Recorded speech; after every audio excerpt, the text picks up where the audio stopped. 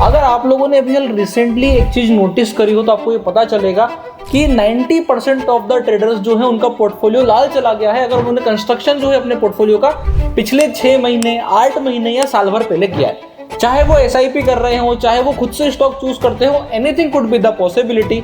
आपको एक चीज नजर आएगी कि उनके पोर्टफोलियो लाल होंगे। और यहाँ पे बहुत सारे लोगों की तरफ से आपको सुनने को मिलेगा कि SIP का कोई फायदा नहीं है यार, प्लस तो दिखता है और जब बाजार गिरता है तो मेरा वापस से पोर्टफोलियो लाल हो जाता है। तो उन सब लोगों को आज मैं इस वाले चैनल पे एक चीज बताने वाला हूँ कि आप अपने साथ में एक ऐसी चीज को इंक्लूड कर सकते हो विद दिस इक्विटी कि आपका पोर्टफोलियो लाल नहीं होगा।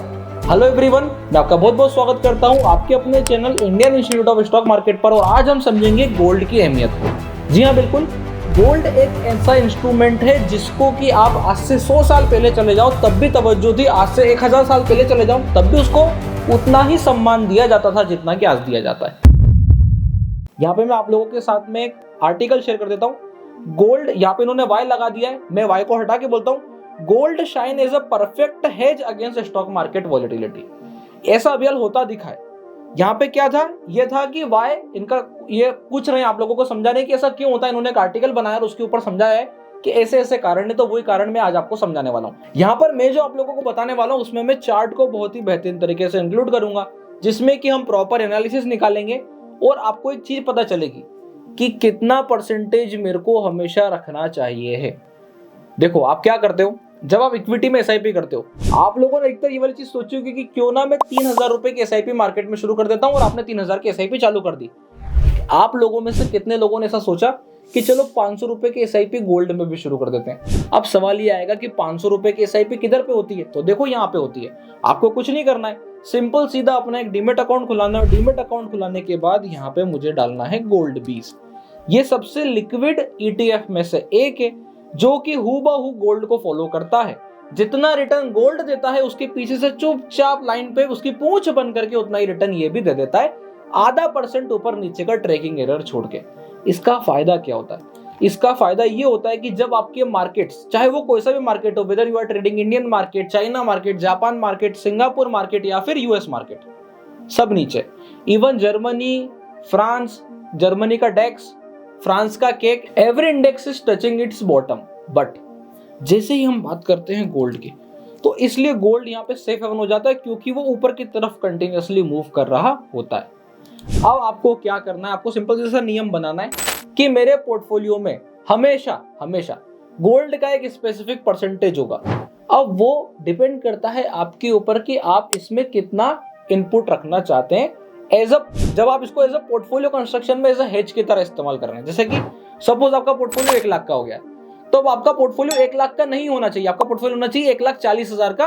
अगर आप 40% एज अ हेज लेके चलते हैं, आपका पोर्टफोलियो होना चाहिए 1,50,000 का, अगर आप 50,000 का एज अ हेज लेके चलते हैं। तो यहाँ पे आपको ऊपर से उतना अमाउंट ऐड करना चाहिए, ना कि उसी पोर्टफोलियो में अमाउंट को छेड़ना चाहिए। सबसे पहले इक्विटी को अलग रख दो, गोल्ड को अलग रख दो, दोनों को अलग अलग देखो, और जितना मेरा इक्विटी है उसके परसेंटेज के हिसाब से कितना हेज होगा तो बेटर रहेगा।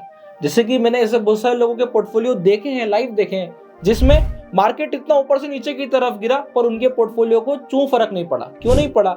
इसलिए नहीं पड़ा क्योंकि उनके पास 3 चीजें थी। क्या क्या? सबसे पहला आता है डेट, यानी कि आप लिक्विड बेस में पैसा लगा के रखे हो, LTGI LT20 में पैसा लगा के रखे हो, जो कि बॉन्ड्स के थ्रू वो बॉन्ड फंड में इन्वेस्ट करते हैं। तो अगर आपने वहां पैसा लगा रखा है तो आपका पैसा क्या हुआ, एक फिक्स्ड सर्टेन इंटरेस्ट के साथ में बढ़ रहा है। तो वहां पे आप डेट में बैठे हो, जब मार्केट नीचे गिरेगा तो डेट को मैं बेच करके इक्विटी में पैसा लगा दूंगा। पैसे वाले कुछ रूल्स बना के फॉलो कर सकते हो। दूसरा, मैंने क्या करा, गोल्ड, सिल्वर ऐसी जगह पे पैसा डाल दिया जो कि प्रीशियस मेटल्स में आते हैं, और जब प्रीशियस मेटल्स ऊपर की तरफ बढ़ेंगे तो अल्टीमेटली मैं हेज की तरह काम करूंगा। और अगर प्रीशियस मेटल गिरेंगे तो यार ये तो सवाल ही पैदा नहीं होता। अगर प्रीशियस मेटल गिर भी रहे हैं तो भी मैं अपना निरंतर मंथली वाला काम कर रहा हूँ, मंथली SIP डाल रहा हूँ। अब इससे फायदा क्या होगा कि जब वो नीचे गिर रहे हैं तो पहले लेट सपोज अब आज की तारीख में मैं 10,000 रुपए का 1 ग्राम खरीद रहा हूँ, तो मार्केट अगर नीचे चले जाएगा तो मैं 5,000 रुपए का 1 ग्राम खरीद लूंगा, 6,000 रुपए का 1 ग्राम खरीद लूंगा, 7,000 रुपए का 1 ग्राम खरीद लूंगा। डिपेंड करता है कि वो कहां तक आ रहा है। बस वही वाला लॉजिक यहाँ पे भी बैठता है।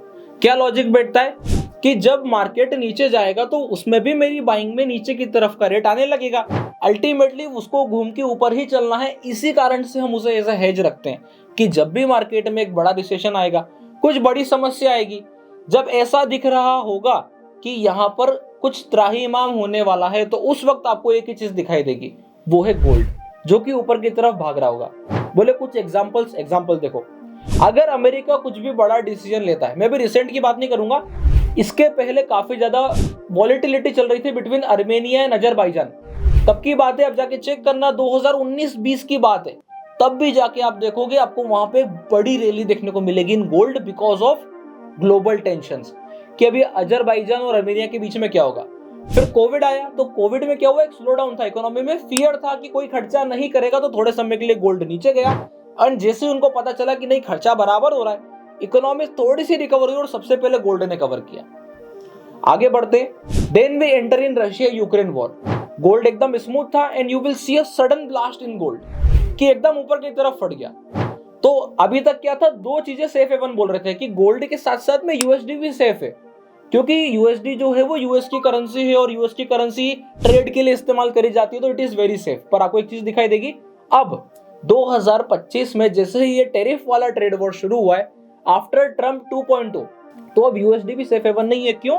अब देखो यहाँ पे मैं आपको डॉलर इंडेक्स दिखा देता हूँ। यहाँ पे जैसे मैं डॉलर इंडेक्स को देखता हूँ, आपको दिखाई देगा dollar index is touching its ultimate low. यहाँ पे आप एक और चीज देखोगे, इससे यूएसडी आईएनआर को भी काफी प्रॉफिट हुआ, यानी कि आईएनआर मजबूत हुआ है। तो अल्टीमेटली जितने भी लोगों ने समझ रहे थे कि यूएसडी जो है वो सेफ हेवन है, तो वो भी सेफ हेवन नहीं है। देखो वो भी नीचे की तरफ उतरा है। यहाँ पे देखो आईएनआर मजबूत हुआ है, यूएसडी वीक हुआ है। तो अल्टीमेटली ऑल इन ऑल यहाँ से एक चीज बिल्कुल क्लियर हो जाती है कि the thing which is only safe is gold.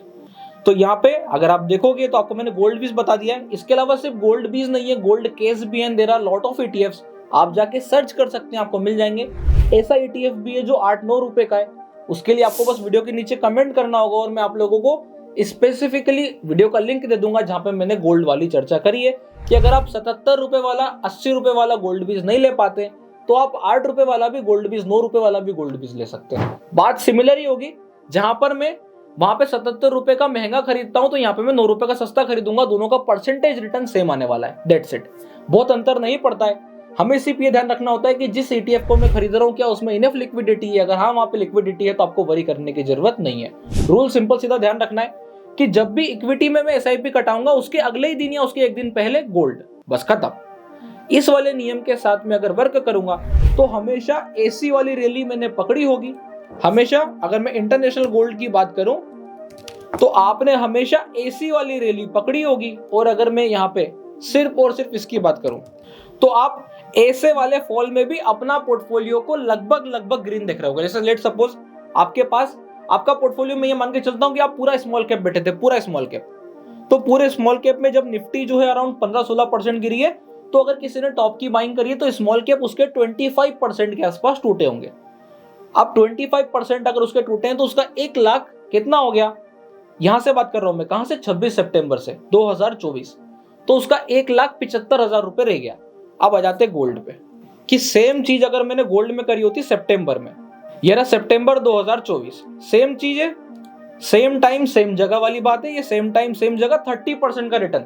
तो अगर मैं लेट सपोज 1 लाख रुपए पे सिर्फ स्मॉल कैप खेला होता तो मेरा 25% गया होता, और अगर मैंने 50% का रूल बनाया होता तो 50,000 पे मेरे को कितना परसेंटेज बनता, 25% बनता। तो यहाँ पे लगभग मेरे को 12,500 के आसपास आ गया होता। और इसी से एक चीज पता चल जाती है कि यहाँ पर मेरा पोर्टफोलियो ऑल इन ऑल में सिर्फ और सिर्फ मुश्किल से मुश्किल 12.5% के आसपास डाउन होता अगर मैं 1 लाख पे कैलकुलेट करूं। पर क्या मैंने 1 लाख लगाया? नहीं, मैंने तो 1,50,000 लगाया है। तो अब जो मेरा पोर्टफोलियो गिरा ना, वो सिर्फ और सिर्फ कितना दिख रहा होगा, मात्र 3%, 5%, 8%। तो ऐसे खतरनाक फॉल में जब निफ्टी 16% गिर गई, मैं क्या बोल सकता हूं कि मेरा पोर्टफोलियो तो सिर्फ 5% ही गिरा है, और ये भी आपने टॉप से काम किया। तो अगर आप थोड़ा और पहले चले जाओ कि जब इक्विटी भी बढ़ रही थी और गोल्ड, बोले गोल्ड तो बढ़ ही रहा था, अगर मैं ये सीन को जनवरी 24 ले जाऊं तो अब तो आपका पोर्टफोलियो लाल हो ही नहीं सकता, सिर्फ 40% और 100% वाले रूल से कि 1 लाख इक्विटी में है तो 40,000 गोल्ड में। अगर इस वाले रूल को आपने फॉलो किया होता तो आप अभी तक ग्रीन ही देख रहे होते इस मेजर फॉल में भी। बोले और पीछे चले जाऊं तो जितना आप पीछे जाते चले जाओगे आपका लाल होना उतना इम्पॉसिबल होता चला जाएगा। जितना पीछे में जाता चले जाऊंगा लाल होना उतना इम्पॉसिबल होता चला जाएगा। अब ये वही वाली बात है कि जब आप पैदा होगे तभी काम करोगे। बोले अगर मैं 1980 में पैदा हुआ होता तो हर्षद मेहता के साथ में ट्रेडिंग करता, पर बात वो नहीं है। अगर मैं 2000 में पैदा हुआ तो मैं उसके बाद ही काम करूंगा, तो मैं जब से पैदा हुआ हूं उसके बाद से काम करूंगा। तो बस हम जहां से मार्केट में मौजूद हैं हम वहीं से बात करेंगे। अगर आप आज की तारीख में मौजूद हैं तो आज से बात करेंगे। क्या ये गोल्ड यहां से ऐसा आकर के चलेगा तो कोई दिक्कत नहीं है। जब ये साइडवेज होगा तो हमारी एवरेजिंग होगी, और जब ये दोबारा भविष्य में फिर मल्टी ईयर रैली पकड़ेगा तो हमको बराबर कर देगा। हमें बस इस बिलीफ के साथ काम करना है। आई होप आप लोगों को ये शानदार वाला कॉन्सेप्ट पसंद आया होगा, जिसमें हमने इक्विटी के साथ साथ ये बताया कि दूसरी ऐसी चीजें भी बाहर मौजूद है जिसको आपको एज ए हेज रखना चाहिए। और आप क्या कर सकते हो कि जब मार्केट नीचे गिरे और आपको लगता है कि यार अब मेरे पास पैसे खत्म हो गए, तो आप इनको सेल करके भी इक्विटी खरीद सकते हो। ऐसे सारे कॉन्सेप्ट पॉसिबल होते हैं, आपने बस दिमाग लगा के काम करना होता है। अगर वीडियो अच्छी लगी हो तो वीडियो को लाइक करना और कमेंट करके बताना कि कितने लोग ऐसा सोचते हैं। अगर आप लोग ऐसा सोचते हैं तो कांग्रेचुलेशन, आप बहुत अच्छा सोचते हैं और आप टॉप फंड मैनेजर्स की तरह सोचते हैं। अगर आप लोगों को वीडियो अच्छी लगी हो तो फिर से बोलूंगा, वीडियो को लाइक करना बिल्कुल मत भूलना। तब तक के लिए बहुत बहुत धन्यवाद।